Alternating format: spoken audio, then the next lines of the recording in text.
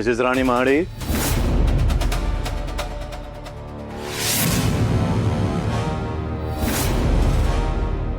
मनाची घट्ट तयारी केली आहे ना?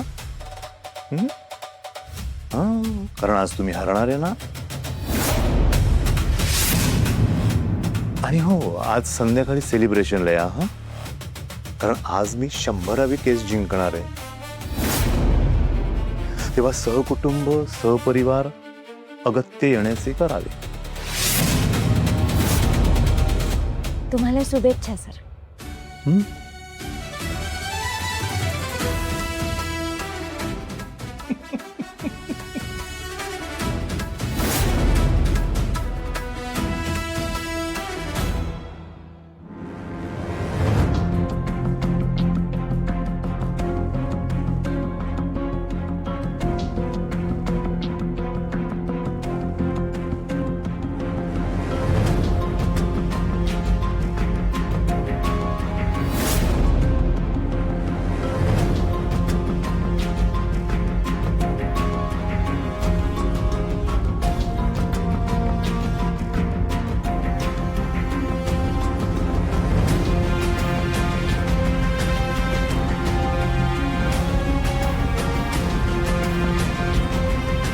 कोर्टाची कार्यवाही सुरू करा.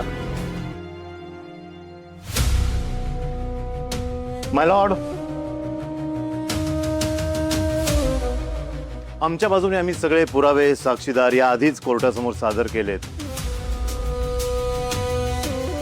आणि ऍक्च्युली तुम्ही मागच्या तारखेलाच निकाल जाहीर सुद्धा करणार होते.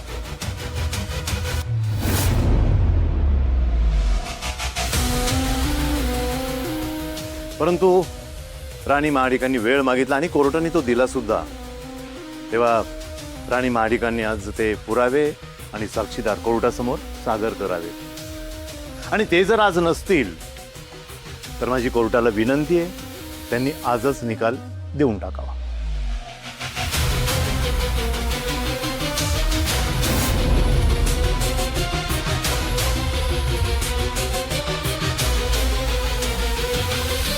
जज साहेब, ही केस लवकरात लवकर संपावी अशी माझी सुद्धा इच्छा आहे. पण माझे सहकारी वकील हे विसरलेत की हे कोर्ट आहे. इथे न्याय मिळवण्यासाठी केस लढली जाते, अशी लवकर संपवण्यासाठी नाही.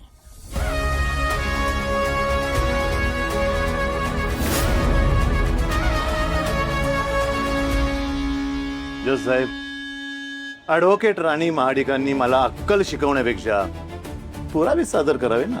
So simple. पुरावे मी सादर करणारच, पण मी फक्त आठवण करून देते की मागच्या हिअरिंगला ॲडव्होकेट कारखानीस असं म्हणाले होते की ज्यावेळी सह्या झाल्या, ज्यावेळी नोटरी झाली, तेव्हा नोटरी वकील तिथे होते. जज साहेब, मी म्हटलं हा शब्द मुद्दाम वापरतायत ह्या. इनफॅक्ट जे सत्य आहे ते मी कोर्टासमोर आणलं. सत्य काय आहे आणि काय नाही ते अजून ठरायचं. हो, पण तुम्ही मागच्या हिअरिंगला हे सिद्ध केलं होतं की ज्या सह्या झाल्या त्या जयसिंगराव महाडिकांच्या मर्जीने इंद्रजित महाडिक यांनी केल्या. आणि त्या सह्या नोटरी वकिलाच्या समोर झाल्या. हो, तसं नोटरी वकील यांची सही आणि स्टॅम्प सुद्धा आहे बरं का त्या पेपर्सवरती. हो की नाही कारखाने सर?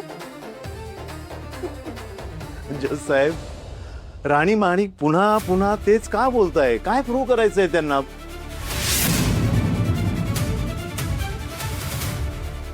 इनफॅक्ट मला असं वाटतं की त्यांच्याकडे सांगण्यासारखं काही नाहीच आहे.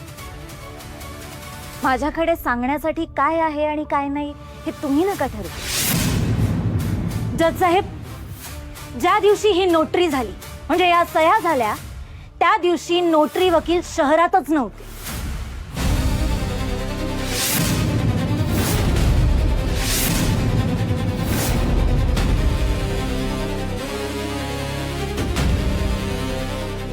मग ही सगळी गोष्ट जी ॲडव्होकेट कारखानीस यांनी रचली आहे तीही एवढी ठामपणे कशी बरं सांगू शकता?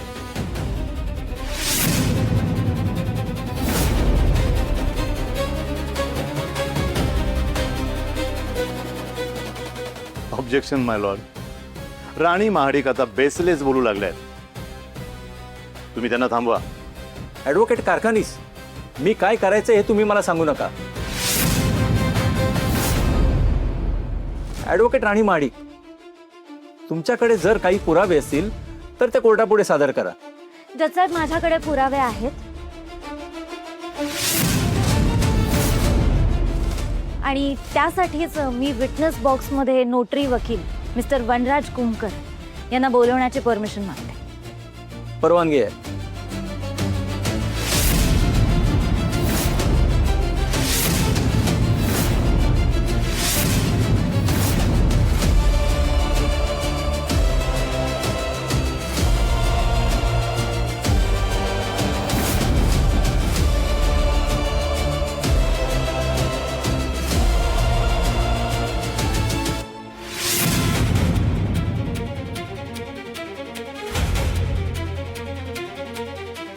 नोटरी वकील वनराज कुमकर, मला सांगा, मागच्या वेळी कोर्टात तुम्ही जे स्टेटमेंट केलं होतं त्यावर तुम्ही अजूनही ठाम आहात? आबासाहेबांनी इंद्रजित साहेबांना सही करायला लावली आणि इंद्रजित साहेबांनी मर्जीनं सही केली. तिथं मी हजर होतो ना. हो हो हो, मी ठामच आहे.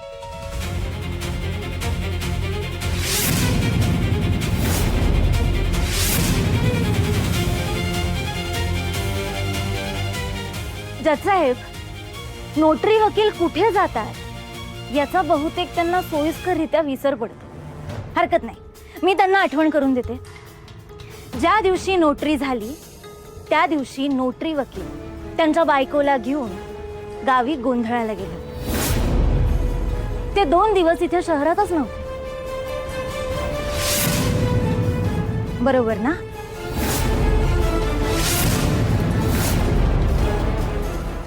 नाही नाही, तसं काही नाही, मी इथंच होतो. जज साहेब, अहो हे फक्त स्टेटमेंट देत आहेत. यांच्याकडे पुरावा काय? जज साहेब, ॲडव्होकेट कारखानीस यांना जरा धीर धरायला सांगितलं तर बरं होईल. माझ्याकडे पुरावे आहेत आणि ते मी देणार. कारखानीस, तुम्ही आता मध्ये एकदाही बोलायचं नाही. I am sorry sir, extremely sorry.